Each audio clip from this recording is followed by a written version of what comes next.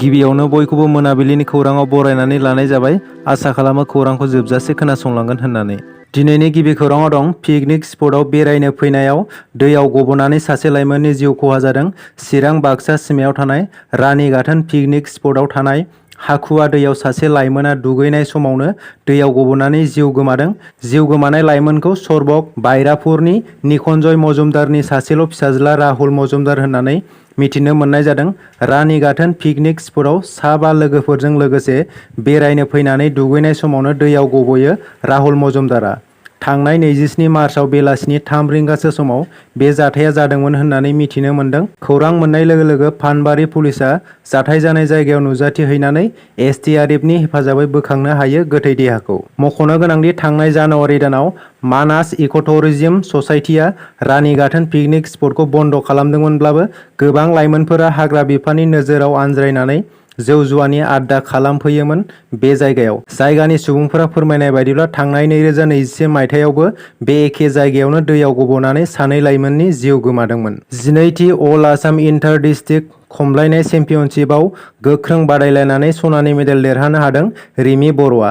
BTR सरकारनि गेलेमु बिफान आरो अल आसाम खमलायनाय एस'सिएशननि बानजायनायाव उदालगुरि जिल्लानि बेरगाव गेलेग्रा फोथाराव खुंफुंदोंमोन 12थि अल आसाम इन्टार डिस्ट्रिक्ट खमलायनाय चेम्पियनशिप। गोबां गेलेगिरिफोरनि गेलेनाय बे बादायलायनायाव रिमि बर'आ सनानि मेडेलखौ देरहानो हादों। उदालगुरि जिल्लानि सिङाव थानाय मारांगादल गामिनि बिफा अमल बर' आरो बिमा नीलिमा बर'नि फिसाजो रिमि बर'आ गावनि गोख्रों नाजानायजों सनानि मेडेलखौ देरहानो हायो। बे चेम्पियनशिप सनानि मेडेलजों लोगोसे गांसे फोरमान बिलाइबो आजावनो हादों रिमि बर'आ। आरोबाव बर' हारिनि थाखाय मोनसे गोजोनथाव खौरां।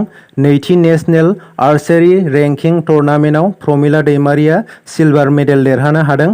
शिलंनि SAISTC नेहु केम्पासआव खुंजानाय नैथि नेशनेल आर्चेरी रेंकिं टुर्नामेन्टआव क'क्राझार जिल्लानि प्रमिला दैमारिया सिलभार मेडेलखौ गावनि गोख्रों नाजानायजों मोननो हादों। बिथांनि देरहासारनाया गाव हारसिंनि थाखायल' नङा, गासै बर' हारिनिनो देरहासारनाय। लोगोसे बिथांनि देरहासारनाया जोंनि इयुन लाइमोनफोरनि सायाव बिहोमा थागोन, जायफोर गेलेनायनि गेजेरजों गावनि सिमांखौ जाफुंसार होनो सानो। क'क्राझार जिल्लानि फकिराग्राम मैनारतलाव 29 नं क'क्राझार सोनाब जनजाति बिधान सभा बियाबनि MLA रबिराम नार्जारिया 10,97,80,089 रांनि मिनि स्टेडियाम खुंफुंनो थाखाय अन्थाइ खाम्फा गायसनदों। 29 नं क'क्राझार सोनाब जनजाति बिधान सभा बियाबनि सिङाव थानाय गुबुन गुबुन ओनसोलफोराव सरकारनि जौगालु हाबाफारिफोरखौ मोनसेनि उनाव मोनसे जौगाखां बिथांखिफोरा मावफुंजानायखौ नुनो मोन्दों। बेबायदियैनो दिनै फुंबिलियाव MLA रबिराम नार्जारि बिथाङा दतमा बाजाराव 2,50,00,000 रांजों गोदानै लुफुंनाय मार्केट सिटखौ बेखेवनायनि उनाव फकिराग्रामनि मैनारतलाव गोदानै लुफुंनो मिनि स्टेडियामनि अन्थाइ खाम्फा गायसनो।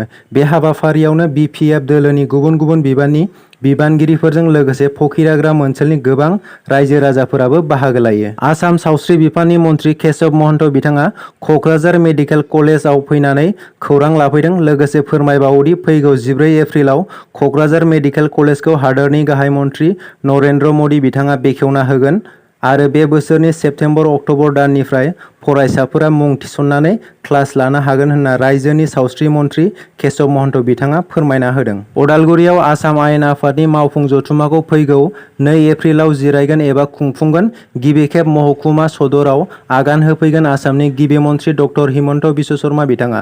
महकुमा बेरगावआव बेखौ लानानै दिनै मोनसे मेलेमजिबि सावरायमेल जानानै थाङो।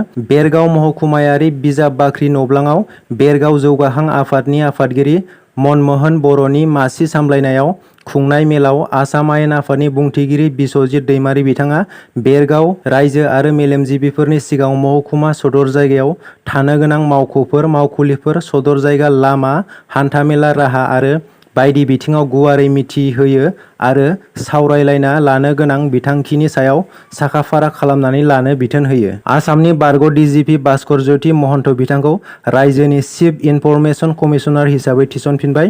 बिथां भास्कर ज्योति महन्तआ थांनाय 31 जानुवारि 2023 आव आसामनि DGP बिबाननिफ्राय आजिरा लानायनि उनाव दायो आसाम रायजोनि थाखाय गुबुन मोनसे बिबान जेरै चिफ इनफरमेशन कमिशनार हिसाबै बिबान आजावबाय।